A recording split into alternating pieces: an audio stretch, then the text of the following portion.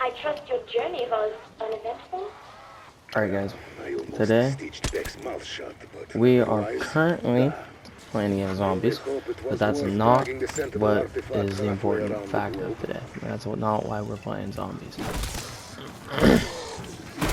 Right now we are currently playing zombies because of the fact of what is coming in the next 2 days with the new season of zombies that's coming out. Or I guess there's just new battle pass season in general, not necessarily zombies, but I'm not 100% sure. I haven't seen anything about a new map for zombies, but they do have an from what it seems like is an old game mode coming back, which honestly seems like a lot of fun. Because I pulled up all the info and stuff on it on their page about what it is, and let me tell you, this game mode seems like it's gonna be a good time. And I will be making a video on it when it's released, obviously. But it's called Grief. So apparently it was an old game back in the day. So it's a 4v4 progression, arena zombies game, which is, it sounds kind of confusing, but right now reading the thing, it's it says the win condition is be the last team standing. So apparently there's arenas and waves and different places where I'm assuming zombies obviously come and attack you. I was reading, there's some interesting things about it. As the name implies, you can grief the other team. So, you can just, apparently, I'll read the things that it says you can do to your team. Okay, no, that's not that. That's the arena locations. I'll explain those in a little bit. So, griefs, we got weapon nerfs. Players' guns do significantly less damage to zombies while it's in effect. Ammo drain. All affected players will have ammo slowly drained from their weapons, even if the weapon is not equipped and it is stowed. So even if you're just running around with nothing out, if you play like I do sometimes, and you just run out with one gun and you have your fists as your other gun, your gun will still lose damage if you have your fists out. So there's no stopping that thing from being used against you. See, now it doesn't really specify how much or how long it's gonna be in effect for. I would assume obviously not an insane amount of time, because you don't want people to run around with no ammo. Zombie ambush, an elite zombie that is spawned and friendly to the team that secured the capture zone. The elite will not attack the friendly team and will only focus on the aggravated team for 1 minute or until it's eliminated. So that one doesn't seem too bad. But this next one that I'm reading, it's called Weapon Carousel. This one could really make or break the game. Affected players will have their weapons randomly swapped every few seconds to a weapon that is not of their choosing. Players will be left with a random weapon in the end. However, the pack-a-punch level, the rarity level, and the ammo mod will be still on the gun. So, say I have the SOG in this instance, because I do. You activate that card, I'm affected by it. My gun is, I could potentially get swapped to a gray rocket launcher that's not pack-punched. See, now, keeping the rarity and stuff like that, obviously, that's a nice addition. You know, they can make it so you can completely restart with just an absolutely god-awful gun. But they didn't, so I gotta give them props to that, because I feel like that's something they would do. So, now if I switched guns, I'd have a green gun. Which, I mean, obviously isn't bad, but I don't know, this just seems seems a little bit messed up, honestly. The gun swap could be actually, that could break a game. That could break another team. Because, like, just imagine you're over here with, okay, we'll say triple pack, best gun in the game. You get triple pack Wonder Waffle. You're holding it out, and then boom, all of a sudden, switched. You have an RPG now. Triple packed RPG. What are you gonna do with that? There's nothing you can do with a triple packed RPG when fighting actual hard teams. So, you know, it's gonna be it's gonna be rough. But they don't specify what gun changes. Is it one gun that changes? Is it both gun that changes? Because if it's both of them, that's actually insane. But if it's just one, I could work with that. That is workable with. And then frozen, all affected players will be slowed to half their normal speed. So, sweet, I guess. I don't know. That's kind of evil. That one's not that bad though. I mean, there's definitely way worse. Like getting a random weapon, not even like random, like completely random. No hope for what that gun's gonna be. So you know that's kind of cool. That could not land on the door actually. We're gonna repair this because I already messed up the C4, so.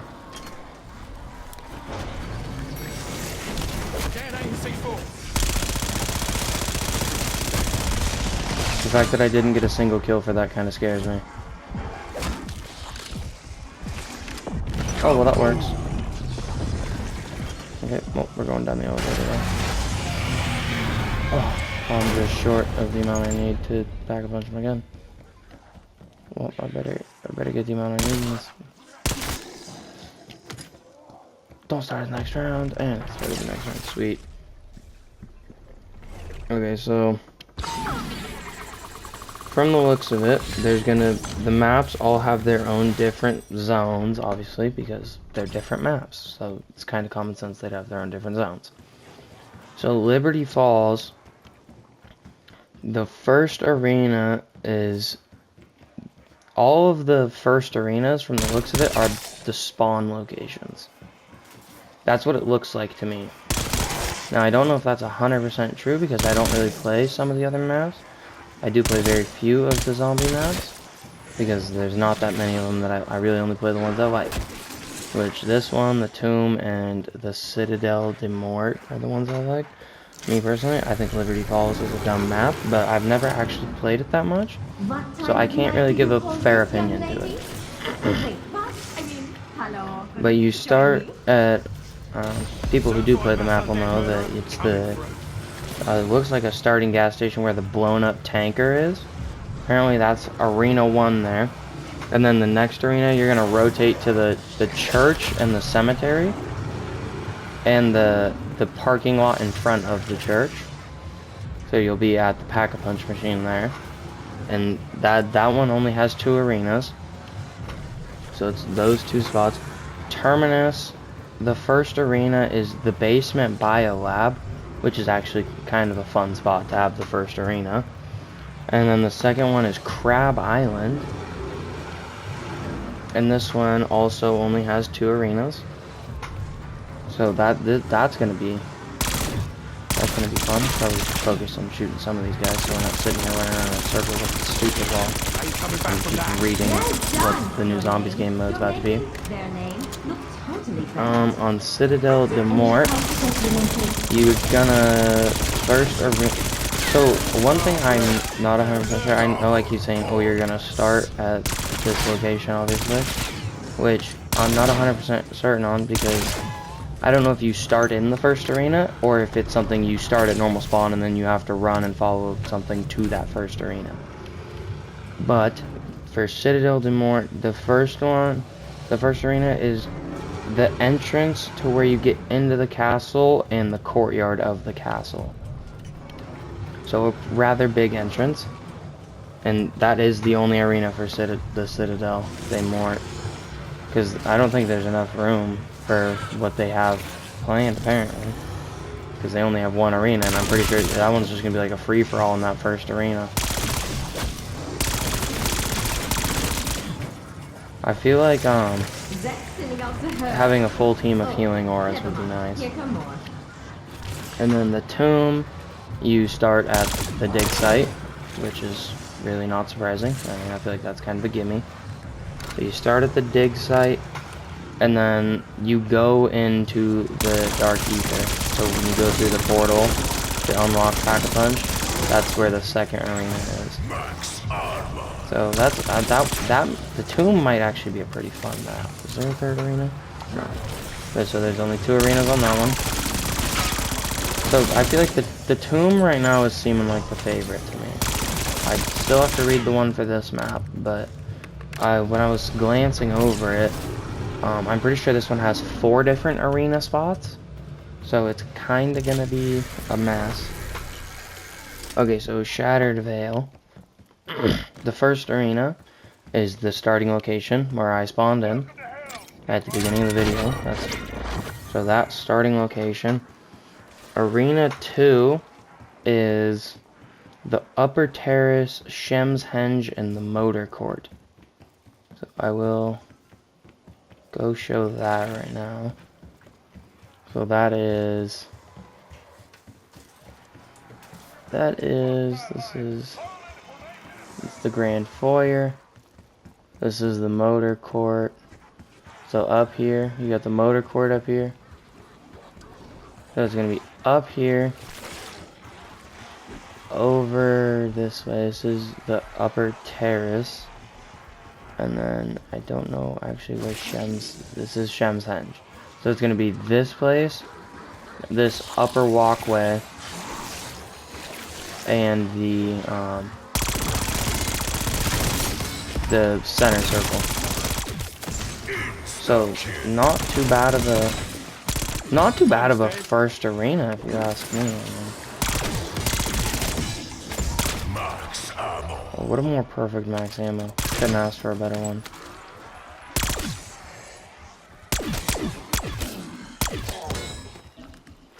Alright, but let's continue, shall we? So it's this side, right here, and then right up here. And then it's Grand Foyer, East Foyer, and Library, which is this this inside right here, and the upstairs. Over here, this side, this right here, and this right here, which is the library. That's the East Foyer in between them. And then Arena 4, we have the West Hallways, Southwest Balcony, and Bottlery. Which I actually have no. Okay, so we're at the Bottlery right here. This is the west balcony. Or no, this is the west something. These are the shit. I can't read it because the ping thing's over the top of it. West hallways, southwest balcony is right here, and that's the nurse. So the bottle. Okay, so it's this part right here, southwest balcony, the west hallways right here, and then I'm assuming that they're gonna have this open to get down here because this is the bottlery. So I'm gonna say that's the wild guess, and then it's pretty much if you played multiplayer, it's the like capture the point kind of thing where there's little arrows on the ground and you gotta have your team sitting there. But instead of having some random tryhards running you with these maxed out sweaty gamer guns, it's gonna be just dumb little zombies chasing you. So I'm ready for it, along with the new season. I haven't looked too much in the new season, so I don't got nothing to explain about that. I feel like there's gonna be some new maps. It's pretty basic, normal new season stuff. One thing they don't say though, which they normally do when they have new seasons, or at least since I've played Call of Duty, every time they do a new season, they add a new zombies map. Like last time I played, they added the tomb, and then this last season they added Shattered Veil, so I don't know if they're adding a new one for this too. But they obviously, if they were, they're not going to put it on their list explaining all the maps, because then that'd just be a dead giveaway of, oh yeah, there's a new zombies map coming, here's exactly what it looks like in all the place locations, or all the name locations of the buildings and shit. So they're obviously not going to do that, which, I mean, it's kind of dumb. I mean, they should do that. It'd be kind of cool. Give a little sneak peek into the mind of a Call of Duty game dev.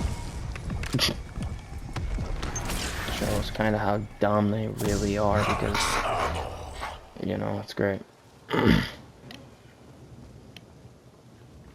Okay, but from what this thing's saying, capture zones appear rather frequently throughout the grief match.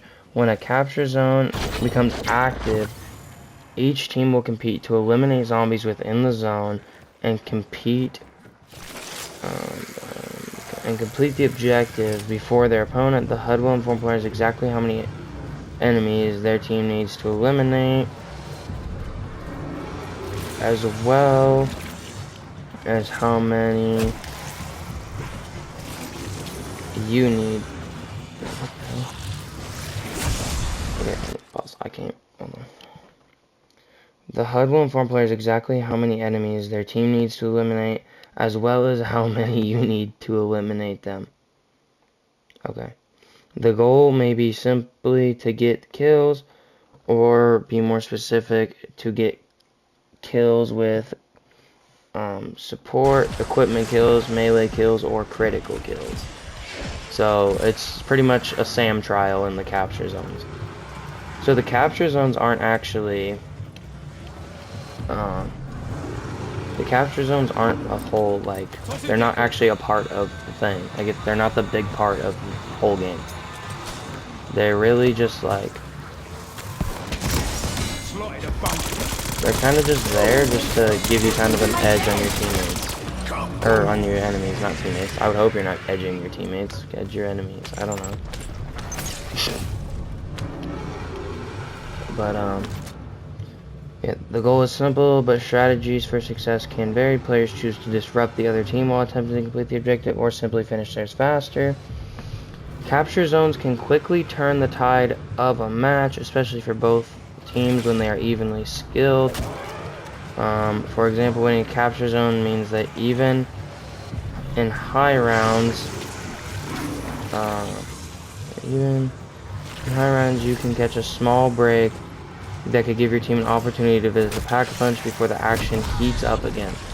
So essentially the goal is 4v4 zombies, and you're trying to get the other team killed, from what it sounds like. From what it sounds and looks like in the description, you're trying to get the other team completely killed.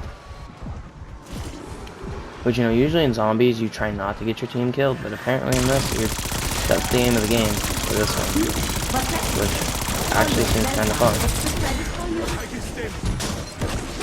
Oh my god, I got sent in this far side of the crowd, dude. Looks like you might need some parts switching out.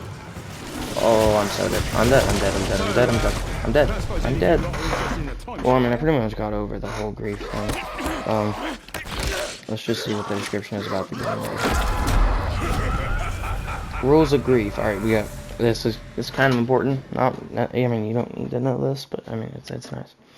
The quicker rounds. Zombie rounds will be more densely populated than the normal standard rounds, and they will happen faster. Indirect PvP cannot affect the health of any opponent or teammate with weapons or equipment.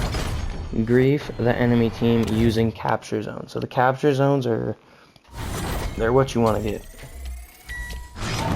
Upgrading your loadout. The machines you need to upgrade your loadout and stock up on perks are available in the arenas. So you gotta be in the arenas to get them. And just the win conditions, the last team standing. So, and this is what they're saying, is they're calling it the pre-brief. So that's pretty much them just going over what the game is. It says, welcome to Grief, the highly anticipated zombies mode returning for the first time in over a decade, now equipped with Call of Duty Black Ops 6 flavor and features. Grief is a 4v4 indirect PvP mode that pits teams Sam, which that's what they're calling the teams, is Team Sam and Team Richtofen against each other in the ultimate battle of zombie killing efficiency. Which team can survive the longest while sending as many griefs, and that's in quotes, griefs, at the enemy team as possible. Put your zombies' talents to the test in this mode while competing against real players attempting to survive longer than you and your squad. So it's pretty much just two zombie teams going at the same zombies while trying to survive.